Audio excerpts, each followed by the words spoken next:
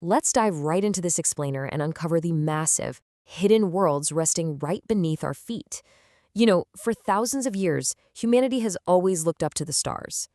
But it turns out some of our most incredible, desperate, and monumental engineering achievements were built in the exact opposite direction.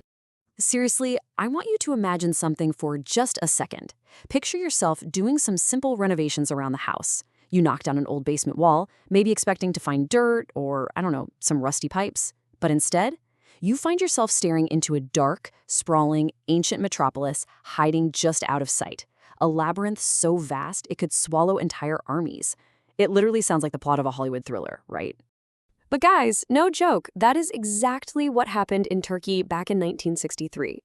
A local guy was reportedly just chasing his runaway chickens, knocked a hole through his wall, and boom, he revealed a subterranean fortress plunging an astonishing 85 meters straight down into the earth. We're talking about Derinkuyu, an ancient, multi-level survival bunker carved directly into the volcanic rock. Section 1. The Accidental Discoveries, Stumbling Upon History. And what's absolutely crazy here is that the world's most incredible underground locations were almost never found by heavily funded expeditions. Nope, they were discovered by pure mind-boggling accident. Think about this timeline. We've got that basement renovation in '63 that uncovered Derinkuyu, a place built to hold 20,000 people. Then jump to 1990. A local logger in Vietnam is just seeking shelter from a storm and completely stumbles upon Hang Song Dung, a cave so massive it literally has its own weather system and clouds inside. And then, as recently as 2020, workers restoring a historic house in Turkey found a hidden passage to a whole new subterranean world called Matiate. It just goes to show how incredibly close we're all living to buried, forgotten history. And that 2020 discovery of Matiate? It's absolutely staggering. This sprawling horizontal city provided a safe haven for early Christians, for Jews fleeing persecution, and could house up to 70,000 people. But get this, archaeologists estimate that the 49 rooms and kilometers of tunnels found so far, they represent only 3% of the entire city, meaning 97% of this ancient megacity is still sitting out there, waiting in the dark. Which brings up a massive question. Section 2. Ancient Engineering Marvels. Breathing in the deep. Because here's the crucial point. How on earth did tens of thousands of people, plus all their livestock, manage to breathe, eat, and deal with waste deep underground for weeks on end without suffocating? The answer? Brilliant engineering and a little something called convection ventilation. These ancient builders engineered a system that works purely on natural physics. I mean, we're talking no electricity, zero mechanical fans. It's just the absolute genius manipulation of temperature and air density. Here's how it played out to create this continuous, life-saving loop of air. In Derinkuyu, they carved out 52 massive ventilation shafts reaching all the way down from the surface. Because the deep underground air was cool and stable, and the surface air was a different temperature, it essentially created a giant natural vacuum. So fresh oxygen was constantly getting pulled down, all the way to the 18th subterranean level, while deadly carbon dioxide and cooking smoke were seamlessly pushed right back up and out. This wasn't just them digging random holes in the dirt. This was highly structured urban planning. Take a look at this setup. They kept the stables on the upper levels so they wouldn't have to drag heavy animals and, let's be real, all their waste, down dozens of meters. The middle levels, those were for communal kitchens with cleverly hidden exhaust systems to hide the smoke from surface invaders. Down at the very bottom, they used the natural chill to preserve grain and fruit. And check this out, they even strategically placed their latrines right next to those ventilation shafts so disease-causing gases would instantly vent away from everyone. It is an absolute architectural masterpiece of survival. But while the ancients were digging down to escape passing armies and religious persecution, modern humans excavated on a terrifying scale for a much, much darker reason: to escape absolute annihilation. Section 3. Surviving the Deep Dark. Life without the sun. Now, before we jump into the modern era, we really need to wrap our heads around the severe psychological reality of living in perpetual darkness. Surviving the deep isn't just about oxygen, It's a battle for the mind. Ancient texts actually describe the experience as spiritually oppressive. Think about it. Down there, the sun literally never rises. You're navigating this endless stone labyrinth, guided entirely by the flickering, dancing shadows of primitive oil lamps. Your circadian rhythms are completely shattered. There's no day, no night, just the heavy, silent weight of millions of tons of rock right above your head, while enemies hunt for you on the surface.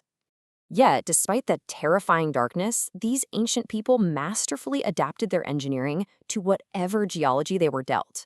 At Derinkuyu, the soft volcanic rock allowed them to dig straight down, 85 meters deep.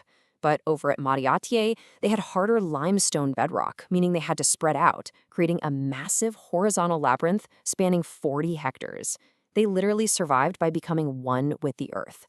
But hold on to that thought because things are about to get exponentially bigger.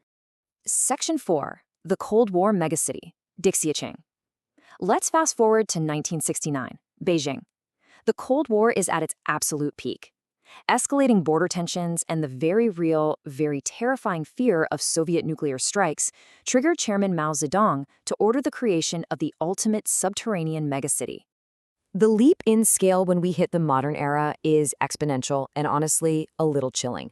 While ancient Derinkuyu held 20,000 and Matiate held 70,000, Beijing's Dixiacheng completely dwarfs them. We are talking about a footprint spanning an unbelievable 85 square kilometers. That is about 33 square miles, built to house an astonishing 300,000 people. And what is truly mind-blowing about this project? This sprawling, concrete-lined complex was not built with massive modern tunnel boring machines. Nope, it was dug largely by hand. Imagine 300,000 local civilians, students, and soldiers, all mobilized during the Cultural Revolution, using shovels, picks, and salvaged bricks to carve out a doomsday bunker 8 to 18 meters below the bustling streets of Beijing. To prep for a nuclear winter, this complex was packed with some surreal amenities designed for long-term total isolation. We're talking thick concrete blast doors engineered to seal out nuclear, biological, and chemical fallout, plus 2,300 ventilation shafts. But they didn't stop there. They built fully equipped hospitals, movie theaters, and, get this, subterranean mushroom farms and an actual roller skating rink. Seriously, meaning if the world ended up above, you could theoretically be roller skating through a fallout shelter while cultivating fungi in the pitch dark. Section 5. Why we go underground. The return to the light. With all this immense, grueling effort, it makes you wonder, why are these massive feats of engineering, both ancient and modern, eventually abandoned to the shadows? Why do they always become forgotten time capsules? Well, it basically boils down to this. Ancient underground life was always meant as a temporary insurance policy. It was cyclical.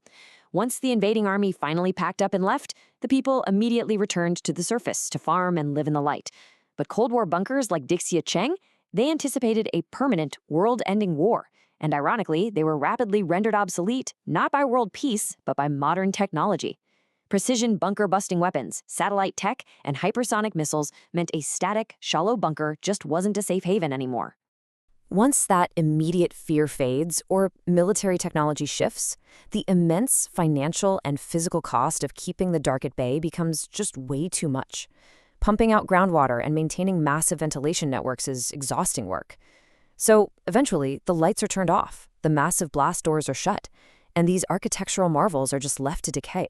From the 85-meter depths of Derinkuyu to the sprawling concrete labyrinth of Cold War Beijing, humanity has proven we absolutely can conquer the underground when survival demands it. Which leaves us with one final haunting thought to take away from this explainer. When the next existential threat inevitably arrives, where will humanity choose to make it stand? Will we dig down into the dark once again, or will we fight to stay in the light?